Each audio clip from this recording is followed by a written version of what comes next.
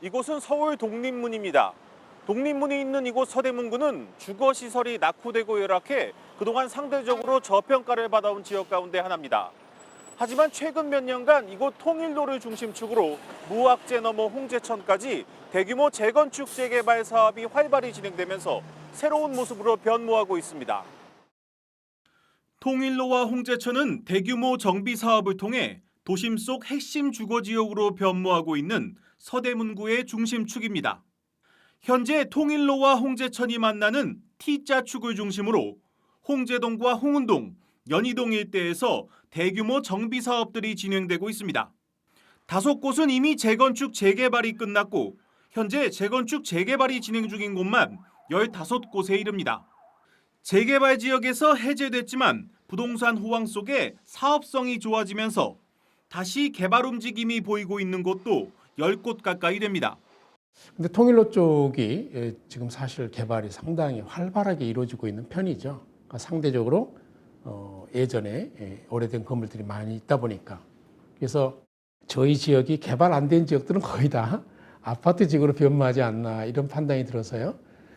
그러나 하여튼 거기까지가 이렇게 개발이 되어지면 이미 그 재개발한 지역이 있어요. 그 쪽하고 연결되면서 홍제천 경계까지 이게 다 개발이 이렇게 완성되는.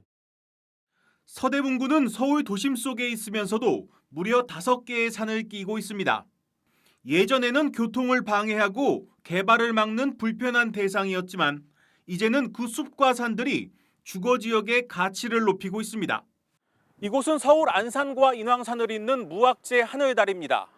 이곳에서 보면 서대문구 개발의 중심축인 통일로 양옆으로 좌로는 안산, 우로는 인왕산이 주거지역을 병풍처럼 두르고 있습니다. 이처럼 서울 도심 주거지역임에도 숲과 산이 바로 맞닿아 있는 것은 서울 다른 지역과 다른 서대문구만의 경쟁력입니다.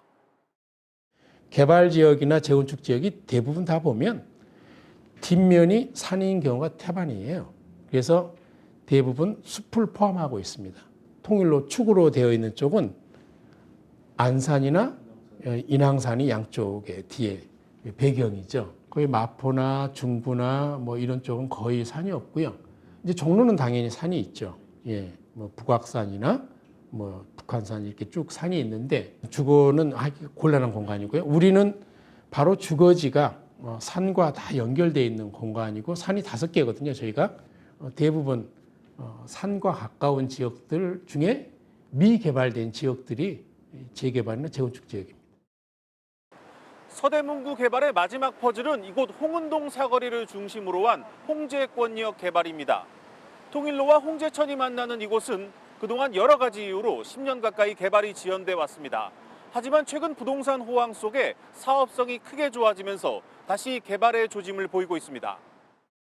홍제권역 개발의 핵심은 이곳 3호선 홍제역부터 홍은 사거리까지 240m 구간을 지하도로로 연결하는 사업입니다.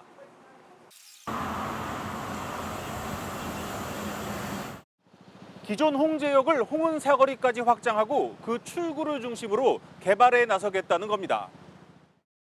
여기에 더해 서울시가 발표한 강북횡단선이 홍은 사거리를 지나게 되면 이곳은 서울 서북부의 중심이 되는 더블 역세권으로 변모하게 됩니다. 특히 홍제동 주변이 서울시 도시재생지역 후보지에 이어 국토부 소규모 재생사업지로도 선정되면서 개발의 청신호가 켜졌습니다. 금년 연말까지 기본 설계가 나올 것이고요. 내년 되면 실설계 이렇게 용역에 들어갈 겁니다. 그러면 착공할 수 있는데 그 대신 착공 시기는 지하철 3호선과 강북횡단선의 출구라고 볼 수 있는 영역들이 함께 개발에 대한 동의가 이루어지면 저는 대대적으로 변할 거라고 생각합니다. 그렇게 되면 이 세 군데 공간이 우리가 흔히 얘기하는 미래도시형으로 큰 주상 복합 건물들이 만들어질 것이고요. 이번에 다시 잘 조정을 해서 한꺼번에 다 개발할 수 있는 이런 토대를 만들어 보려고 합니다. 서울 도심에 인접한 낡은 주거지역에 대한 개발 압력이 갈수록 거세지고 있는 가운데 서울 도심 속 숲세권 서대문구가 화려한 부활에 나서고 있습니다. 한국경제TV 김민수입니다. 네, 서울의 변화를 자치구별로 짚어드리는 구석구석 서울. 오늘은 이 통일로와 홍제천을 축으로 대변신에 나서고 있는 서대문구 소식을 김민수 기자가 전해드리고 있습니다. 김 기자, 이 서울에 거주를 안 하시는 분들은 아마 잘 모르실 수도 있는데 서대문구라는 곳이 어떤 곳이고 현재 개발이 어떻게 진행이 되고 있습니까? 일단은 서대문구는 서울 도심 중심부와 바로 맞닿아 있는 지역입니다. 뭐 직선 거리가 아닌 도로로 따져봐도 서울시청에서 뭐 서대문구 초입인 독립문까지 3km, 홍은 사거리까지 따져도 7km 내외일 정도로 아주 가깝습니다. 예. 이게 서울 도심과 가까운 지역인 만큼 예전부터 많은 사람들이 살았고요. 그만큼 노후된 주거 지역과 지역 상권이 밀집돼 있습니다. 하지만 서대문구는 앞서 리포트에서 보셨듯이 산이 5개나 되고 그 가운데를 홍제천이 가로지르고 있습니다. 여기에 그 연세대학교나 이화여자대학교 같은 땅이 아주 넓은 대학들이 중심에 자리 잡고 있어서 개발이 녹록치 않았습니다. 2000년대 들어서 서대문구 개발이 시작된 것은 가제올 뉴타운 사업인데요. 이 서대문구 서쪽 끝에 상대적으로 여러 이해관계가 복잡한 도심보다는 뭐 개발의 여건이 좋았기 때문이죠. 이 서대문구를 전반적으로 보면요, 이 서쪽 끝은 천지개벽이 끝난 이 가제울 뉴타운이 있고요. 이것은 계속 북가자 쪽으로 영역을 넓히고 있습니다. 예. 이 남쪽은 대학과 상권이 밀접해 있는 신촌 일대고요. 동쪽은 이 강북 지역에서 가장 입지가 좋은 곳으로 꼽히는 지역 가운데 하나인 북아현 뉴타운 지역입니다. 그러니까 이제 남은 것이 북쪽이자 중심부인 통일로와 홍제천 일대이다 보니 이 개발에 대한 요구가 굉장히 강한 상황입니다. 네. 곳곳에서 이제 재개발 사업이 잘 진행되고 있는 상황인데 정작 중심부가 가장 개발이 늦는 모양이죠. 왜 그런 겁니까? 예, 그렇습니다. 앞서 설명한 것과 약간 겹치는 부분이 있는데요. 예. 이 통일로와 홍제천을 축으로 하는 이 홍제동, 홍은동, 연희동 일대의 개발이 늦어진 것은 여러 이유가 있습니다. 일단 대부분 산을 등지고 있고 마주하고 있습니다. 또 산과 하천으로 둘러싸인 곳들도 있고요. 교통이 좋지 않았고 길도 복잡했습니다. 또 오랜 도심 지역이다 보니 곳곳에 전통시장이나 오래된 상권이 밀집해 있어서 여러 이해관계가 얽혀서 개발이 좀 더뎠습니다. 예. 그런데 이제 좀 상황이 좀 달라졌습니다. 최근 몇 년 새 이제 부동산 호황 속에서 그 서울 지역 새 아파트에 대한 요구가 커지면서 이 도심에 인접한 노후 주거 지역에 대한 개발 압력이 갈수록 좀 거세지고 있습니다. 특히 이 지역과 비슷하게 서울 중심부와 인접한 마포 아현 뉴타운이나 성동구 왕십리 뉴타운의 성공이 또 다른 이제 동기부여가 되고 있습니다. 사실 최근 몇 년간 서울 집값 상승을 주도했던 지역들이 강북권 뉴타운 지역인데 이 서대문 지역에서는 상대적으로 소외됐다는 생각을 하고 있습니다. 예, 서대문구가 서울 중심이라고 할 수 있는 이 광화문에 좀 인접해 있기 때문에 개발만 잘 된다고 하면 좀 인기가 엄청나지 않을까 이런 기대도 되는데 이 지역 개발에 대해서 정부는 어떤 입장입니까? 예, 말한 것처럼 적극적인 지역 주민들의 의지와 함께 예. 정부와 서울시의 정책 방향도 이 통일로와 홍제천 일대 개발에 아주 고무적인 상황입니다. 특히 이 홍제동 일대는 서울시 도시재생지역 후보지에 이어서 국토부 재생사업지로도 선정됐습니다. 또 그 홍제천 앞에 연희동 일대도 공공재개발이 추진 중입니다. 여기에 더해서 서울시가 추진 중인 강북 횡단선 역시 이 홍은 사거리를 지나게 되는데 이렇게 되면 서울 서북부 교통의 요지로 변모할 수 있습니다. 또 이 홍제천 주변 여건도 한층 개선될 전망입니다. 서울시가 얼마 전에 2030 서울 플랜이라는 걸 내놨는데 서울의 주요 지천 주변을 적극적으로 정비하겠다는 의지를 밝혔습니다.